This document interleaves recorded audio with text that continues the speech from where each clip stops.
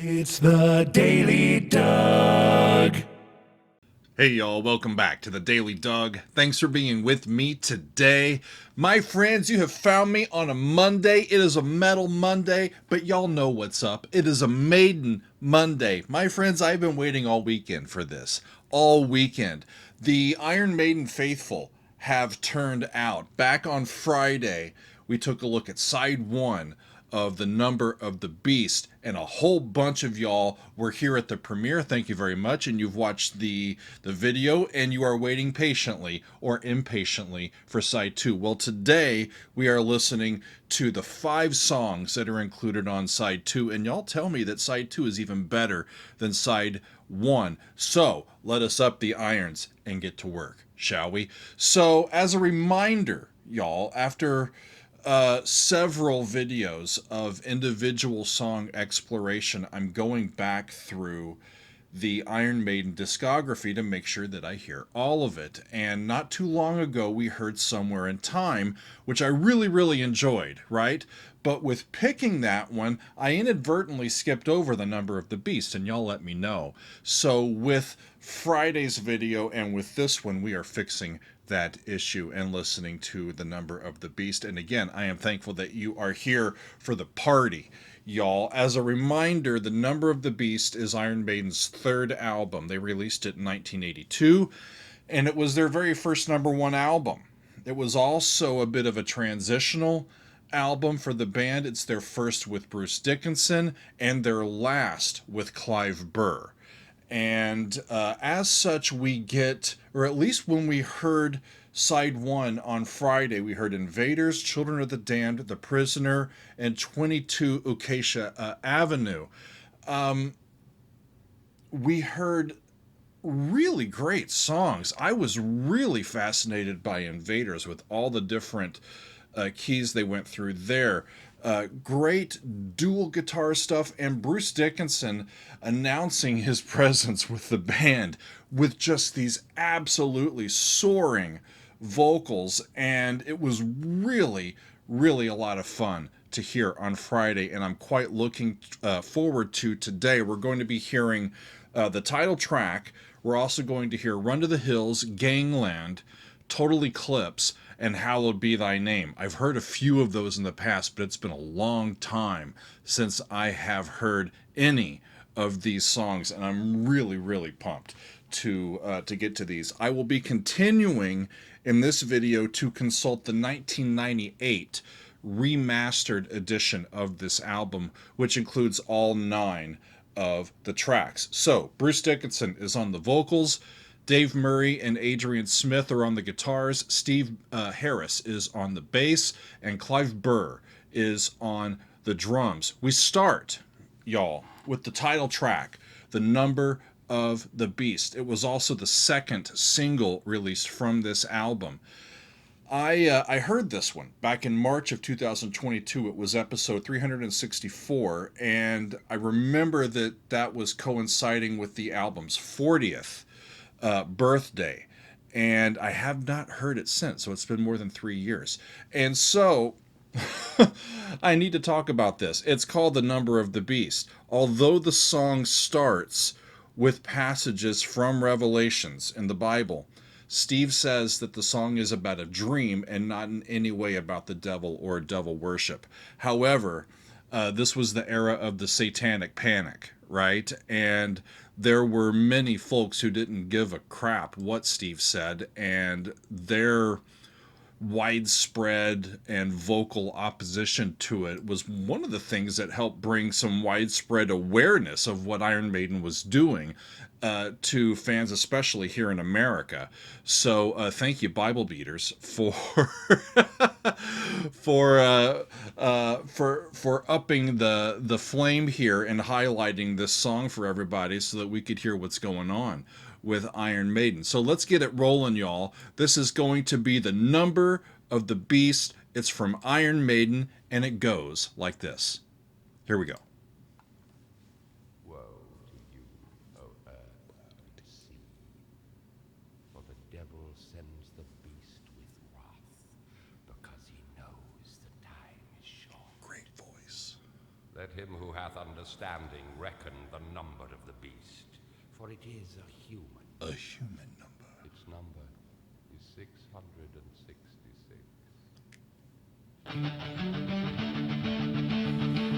I left alone. Right! My mind was blank. It's when the saints go marching in. Time to think. Of course. Get the memories from my mind. I forgot. What did I see? Can I believe that what I saw that This happens when you go mi fa sol in a major key. Just what I saw in my old dreams was a reflection. Subtonic. Staring back at me. They're in D major. 'Cause in my dreams, it's always there.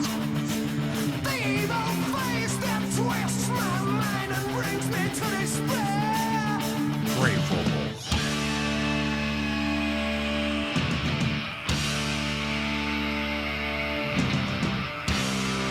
I read about that scream. Lights was black, was no use. That was amazing. 'Cause I just have to see was someone watching me. Wow. In the mist, dark figures move and twist. Was all this for real or just some kind Was all this for real or just some kind of hell? of the number of the beast? So it becomes D Dorian, right? They were using La in that. Praised and sacred chants were praised as they stopped to cry and held to the sky.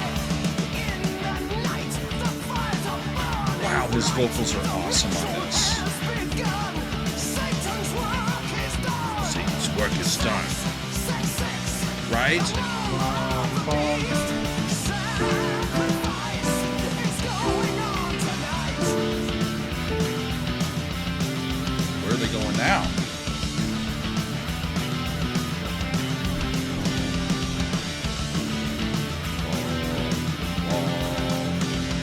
So it's just Ray, May. Cool. 4, 1 in F, right?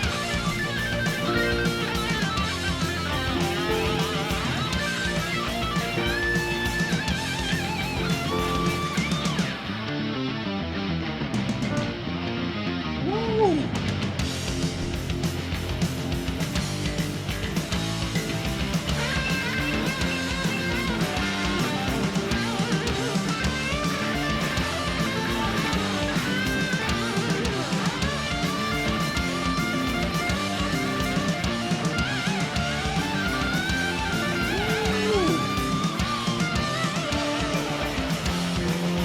Bum, bum, bum, bum. This can't go on. I must inform the law. Can this still be real or just a crazy dream? But I feel drawn towards the chanting horns. Seem to mesmerize. Can't avoid the eyes. 666, the number of the beast. The beast is a metaphorical demon in your dreams, right? It's whatever haunts you in your dreams. The manifestation of that. Back to the major riff on D, right?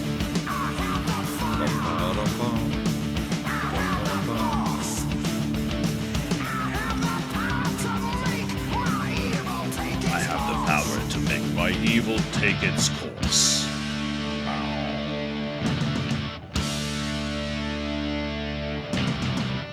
Nice, subtonic. Rock and roll. The only thing that I remembered from that is the whole thing. I'm sorry. It's when the saints go marching in. Oh, when the saints go marching in.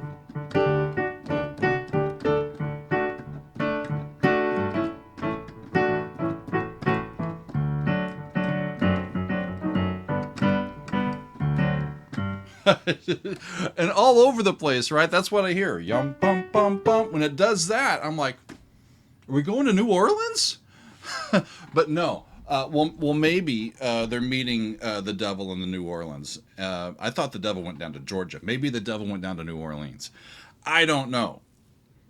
But that was a great song. And I read about the big scream after verse 1. And I think it was relatively unplanned. And Bruce, they had been doing take after take after take, and he was tired and he was getting a little bit perturbed.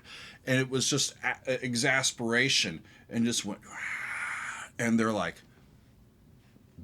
that'll work. We'll use that take. Thank you, Bruce. Well done. So let's move on to the next song, which is Run to the Hills. This is the lead single from the album and the first single with Bruce Dickinson as vocalist. And I have seen this one as well. I saw and heard this one all the way back in June of 2021, the first year I was doing this. That was episode 162, and I almost remember the images of what they looked like in the video more than I remember the actual song.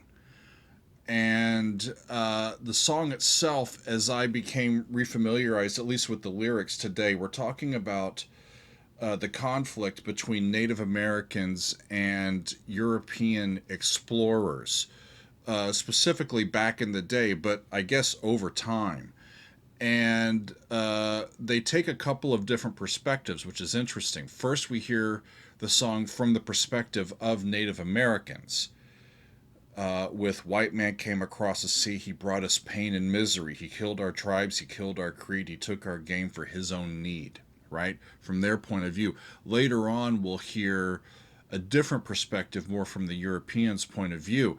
Either way, it's highlighting the historical tumult, right? The dire consequences of these conflicts of culture and of land and of greed on the Europeans' part. Come on now. But let's hear it anew and hear what this sounds like. It's Run to the Hills, and it's from Iron Maiden. Here we go.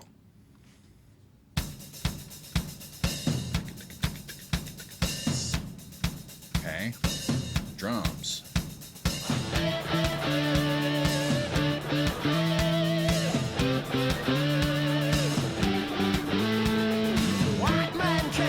It's got a bit of a Native American feel to it.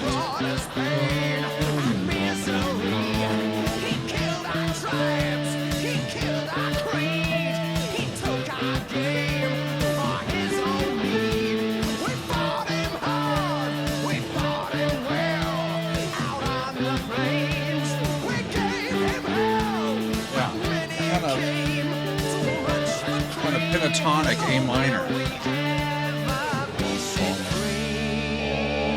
Except that's a D major chord. That's major 4 then.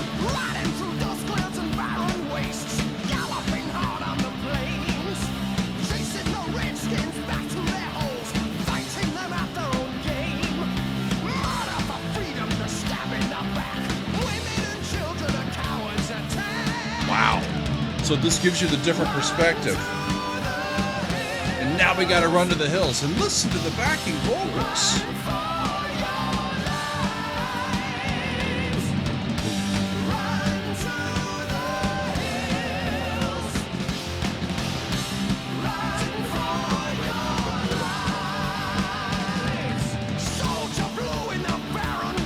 Back to D, right?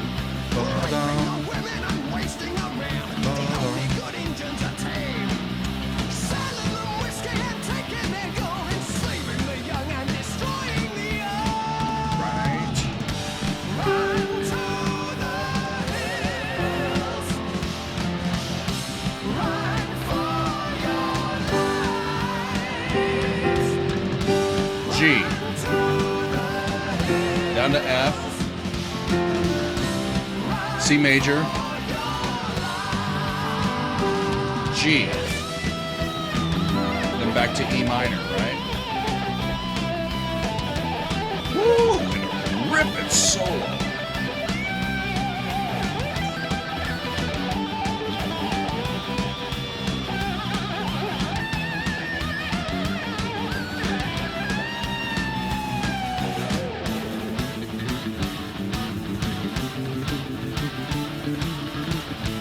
Take it, Steve.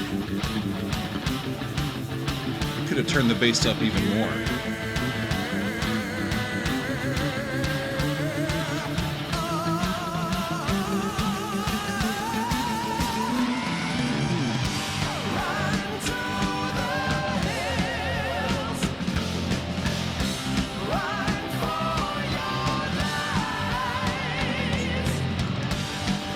I could play along with this one, but it would just take away from their power. Because my keyboard can't quite match that. I know the chords, you know the chords, it's fine.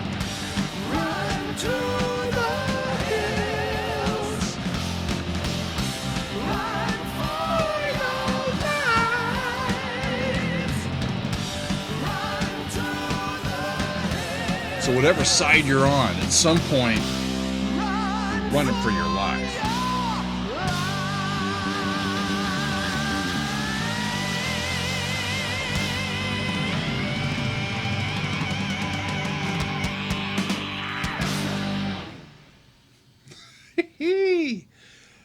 An amazing archive, really. It's the first single with Bruce Dickinson on vocals for Iron Maiden, and one of their iconic songs, Run to the Hills. Great to revisit that one. On we go to a song called Gangland, and this one actually made the album, where our next song, Total Eclipse, didn't. And they picked Total Eclipse to be the B-side on Run to the Hills as a solo, or as a single, right? Which left room on the album for Gangland. So that's what they did. However, in future releases, they did include Total Eclipse. That's why I'm including both of them today. With Gangland specifically, we're going back to the world of organized crime. Specifically, I think 1930s, like Al Capone world of gang warfare time. And we're getting some strife, some gangs, and some stuff is going to be happening. Dead men tell no tales. Gangland, murders up for sale. Whew, where the jailbirds die. Well, let us see what they're talking about here. This is Gangland from Iron Maiden. Here we go. Drums start us off again. Take it, Clive. 1, 2, 3,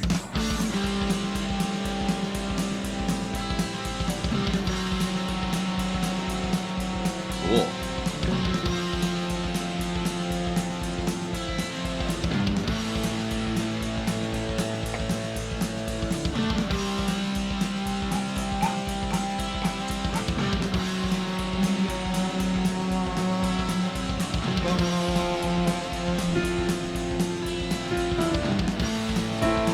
Yeah.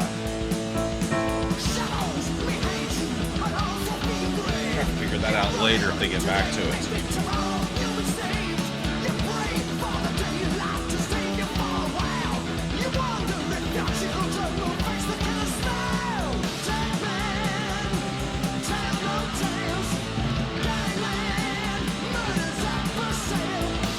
Vocal melody is following the riff, the guitar riff. Pretty straightforward here in the chorus.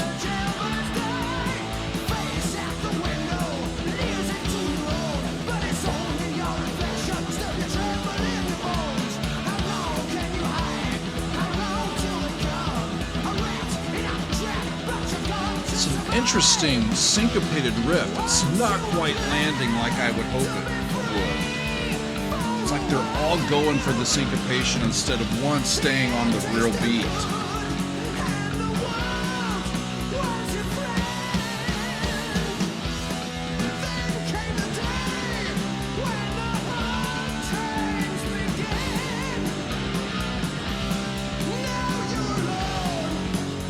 That was a tritone. Wow.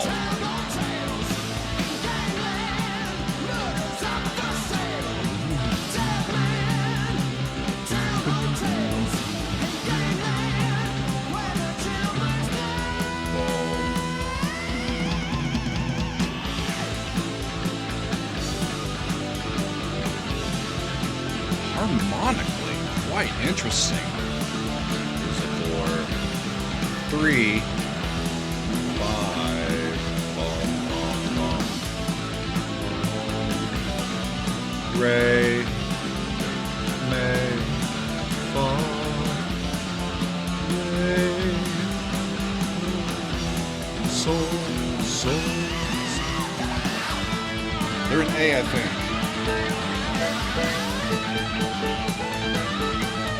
Yeah.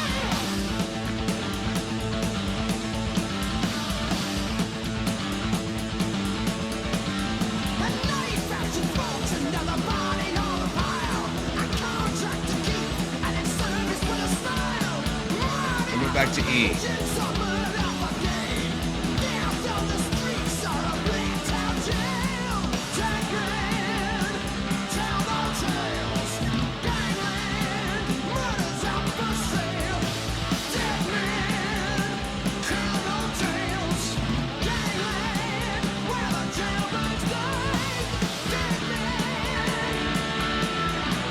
Cool.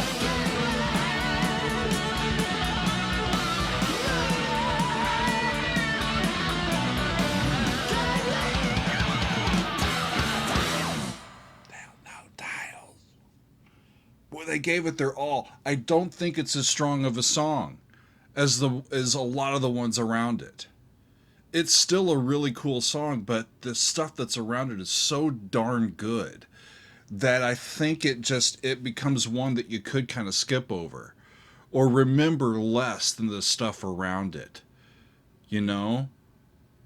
But wow, they were really popping around in the harmonics there. That was cool. So I'm really curious to hear Total Eclipse, actually, because as I did mention previously, this was left off the original album. It was the B-side to Run to the Hills. So I don't know if because they thought better of it than Gangland, that they put it on the single, and then they left Gangland to just an album cut. I don't know.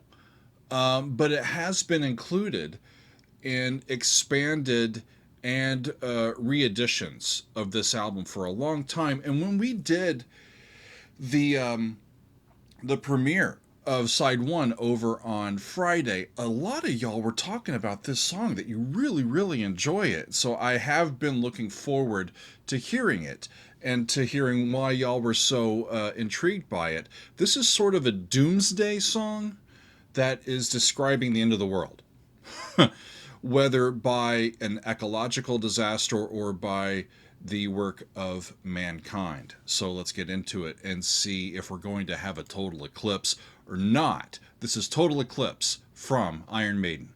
Here we go.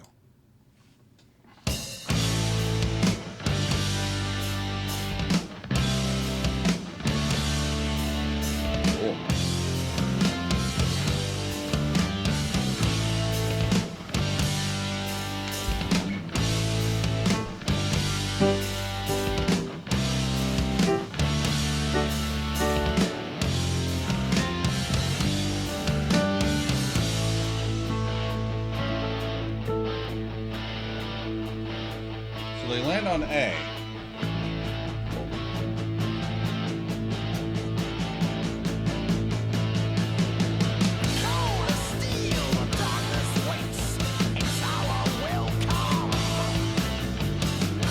You can create a lot of nice tension by keeping the bass and moving the chords kind of a little bit at a time over the top of bum, bum, bum, bum, bum, bum, over that A.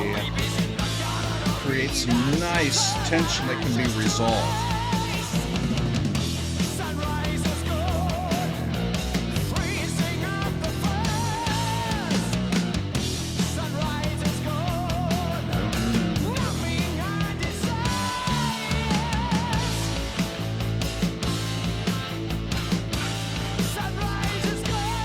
Sunrise has gone.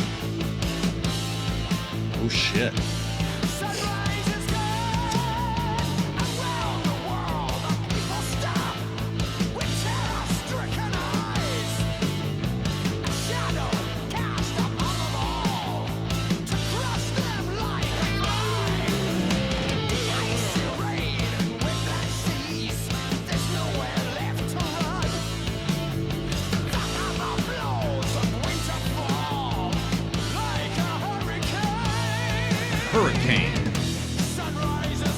back to the same 5.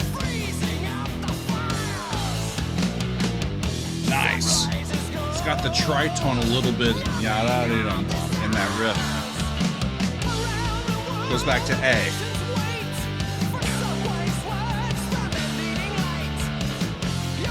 There's the 6 to the 7. 1.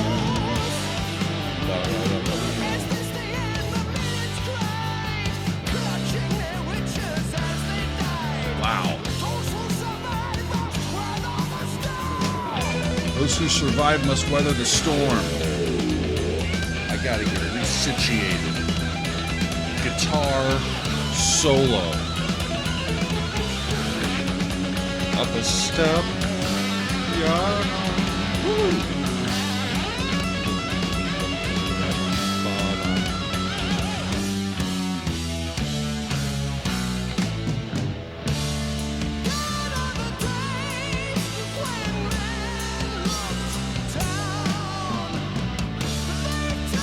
That solo could have been so much longer and expanded before they got to this slowdown.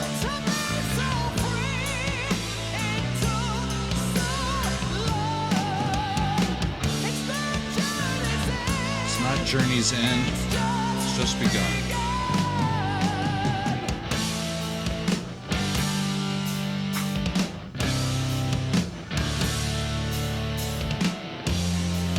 Yeah, they returned to the intro. That's what I heard at the beginning. There's A to G,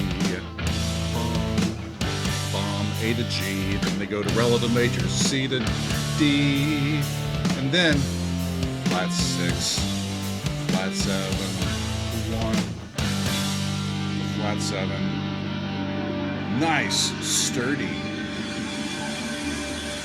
progression.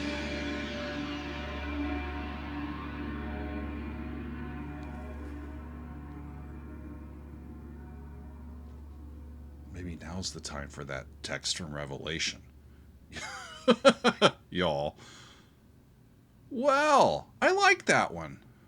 I think it's a stronger tune than Gangland, actually. So I understand Steve's thinking. I read that one of the small regrets that Steve has is including Gangland on the original album instead of this one that we just heard, Total Eclipse. But, in the intervening years, it all worked out. Y'all know the songs, and now I do as well. Wonderful stuff. So, we've got one more, friends, and it's a biggie. It's Hallowed Be Thy Name. And, when I first started doing the Daily Doug, I started off with Iron Maiden. Most of y'all who are here know this, right? And the reason why I started it off there is because I was informed, the Iron Maiden faithful, they don't care who you are or how many followers you had. I had like less than 300 at the time on YouTube. If you're reviewing some music on Iron Maiden and you're talking the band and their music, they'll find you and they'll be welcoming and they'll accept you. And they were right. And that's why I keep coming back to this band, but it's also because the music is quite lovely, right? It's weird to say lovely about heavy metal, but I've been, as a classically trained person with a doctorate, I've been more often than not impressed with their musicianship, their songwriting, the stuff that they're writing about, and their performance aesthetic as they do it. Right? If it was easy, somebody else would have done this.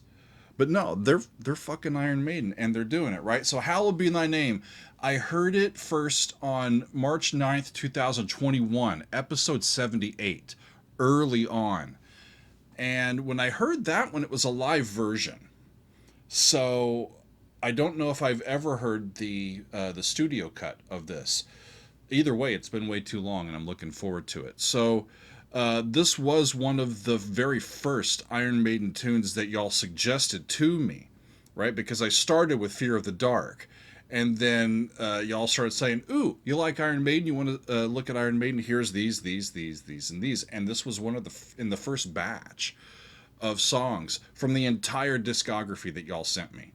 and I remember it being quite worthy. It's been a staple of their live shows ever since the album's release. It's a favorite of the band members as well as the fans.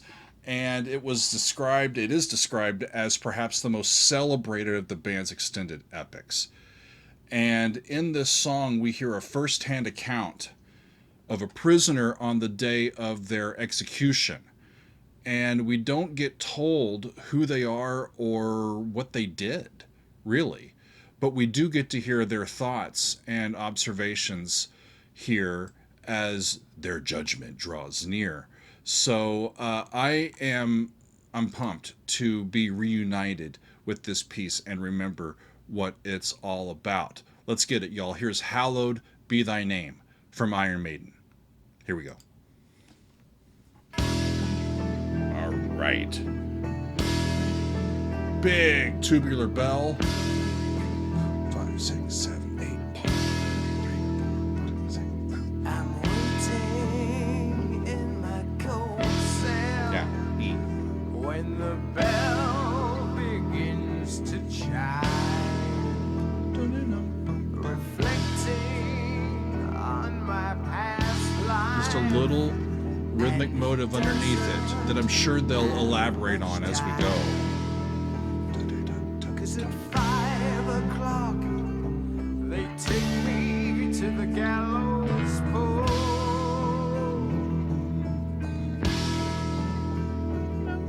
The sands of time for me are running. Sands of time are running low.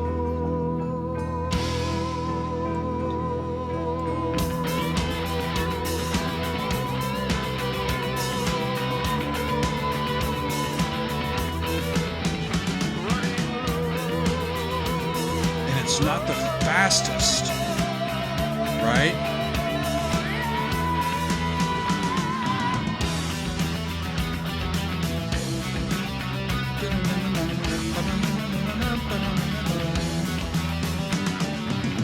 So one of the cool things about the riffs that they build is that they can work over, because they're relatively limited in their melodic scope, Praise comes to read me the last sights. Take a look to the boughs of the last sights. they work over multiple chords. That's what I was going to say. Can it be that there's some sort of error? I want to stop the surmounting terror. Is it really the end, not some crazy dream? Somebody please tell me that I'm dreaming. Really great songwriting to cut everything out and let Bruce soar there. That's that same riff underneath, right, that was happening before.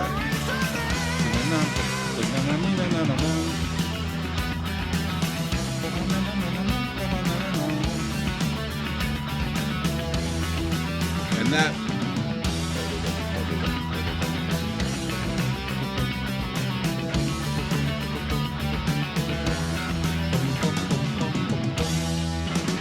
works together. It's great stuff.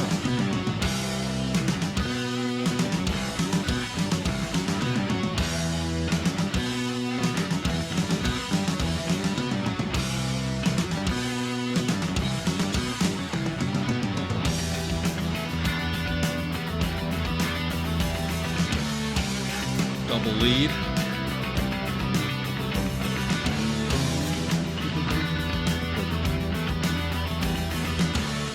And again, they give you space. I gotta feel that later on it's gonna get a little more frantic, right? They can build on that rhythm.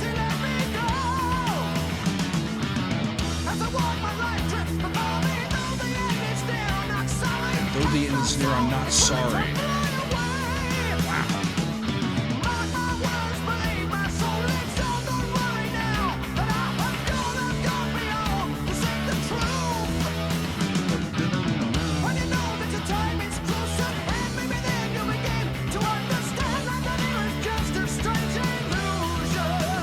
Ha!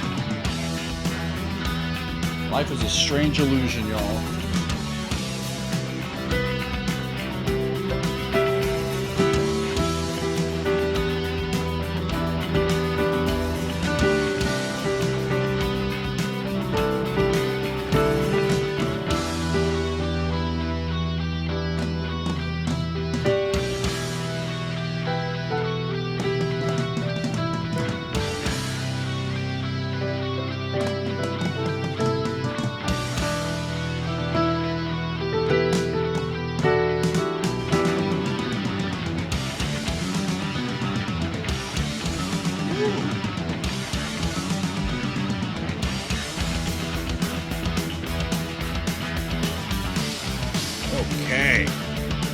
Now we're in fourth gear, y'all.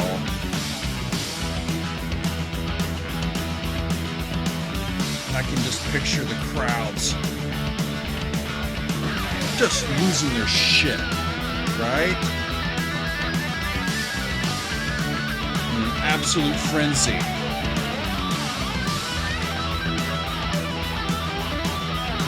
Saving room for all of this expression.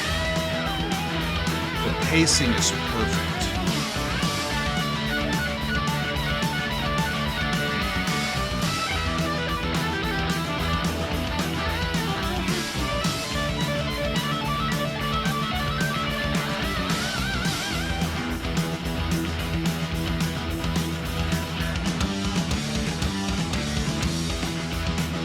Syncopation.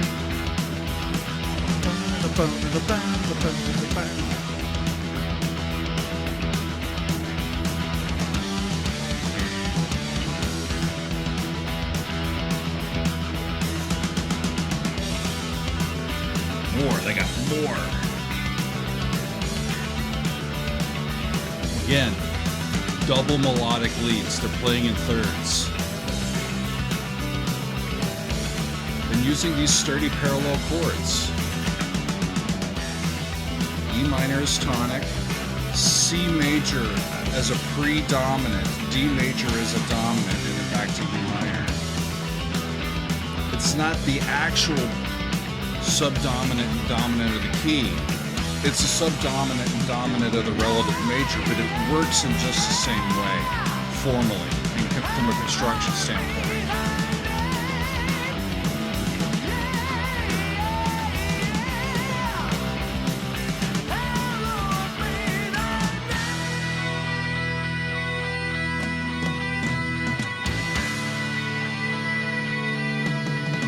Same riff, right?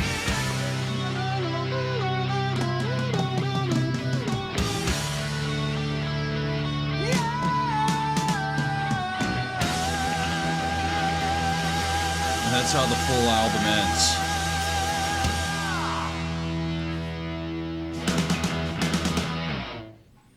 Great album. They've got some great album enders too, don't they? These classic tracks that end up finishing these albums. They're like, oh yeah, we got one more ride that you got to go on. And it's going to be a doozy. And it was. Really, really enjoyed it, friends.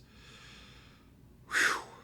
As I said at the outset, this was kind of a commercial success for them around the world.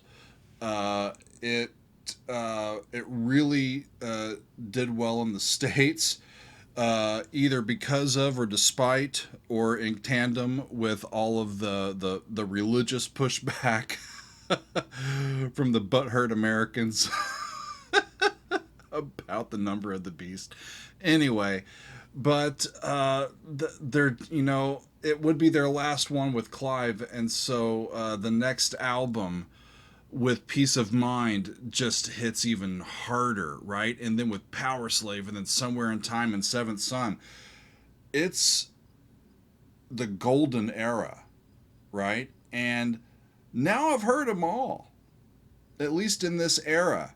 I've heard the self-titled debut album. I've heard Killers. I've heard The Number of the Beast. I've heard Peace of Mind. I've heard Power Slave, Somewhere in Time, and Seventh Son of a Seventh Son. I've got Seventh Son up. Well, at least the vinyl's not up there, but I've got the cover up there. Happy to have that one on. That's the only LP from Iron Maiden that I own, actually. So we need to fix that also. But that would mean that the next one up for us would be No Prayer for the Dying. That was released in 1990. The one after that is Fear of the Dark from 1992. Unless, what do they have, live albums? I think somebody said they've got live albums. One second. Iron Maiden discography. Let's go to it. Let's see what we've got. Right. So those are the studio albums. Senjutsu's the last studio album. Live After Death, released 14 October 1985. Oh, brother, look at this. 4 sides. 4 sides. Recorded in March of 1985 in California, and in October of 1984 in London. And we've got 90 plus minutes of music. Holy buckets, y'all. Look at all this. I might have to go to that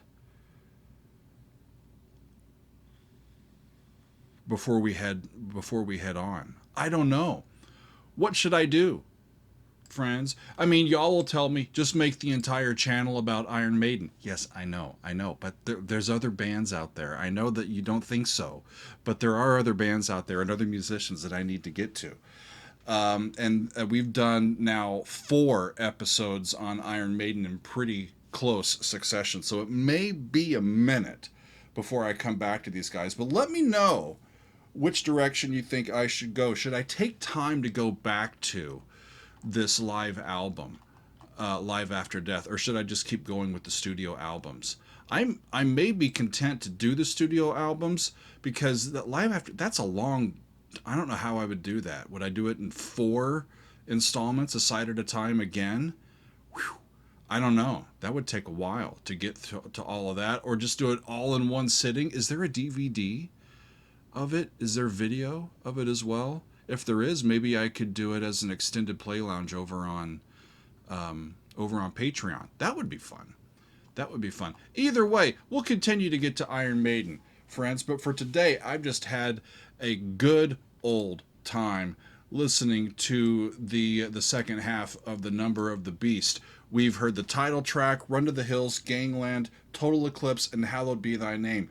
Y'all, I think Hallowed Be Thy Name is the one that really sticks out to me on this side. The title track is a great one as well. Really, really nice. And I thought all of them were quite lovely, as usual. And I thank you very much for hanging out with me and for making these videos what they are. I love premiering these at our normal time. We premiere videos on Mondays and Wednesdays and Fridays at 4:30 Eastern Time. Be with us in the chat. I'm always there, and I'll talk back and forth with you. And then we let the videos go, and y'all can catch them as you are able to. But if you're able to, join us for these premieres. They're quite fun, and this has been especially fun. A big time extended metal Monday. It had to be. It's a Maiden Monday. We've been hearing side 2 of The Number of the Beast from Iron Maiden. Thanks y'all for being with me. We'll see you next time on another edition of The Daily Doug.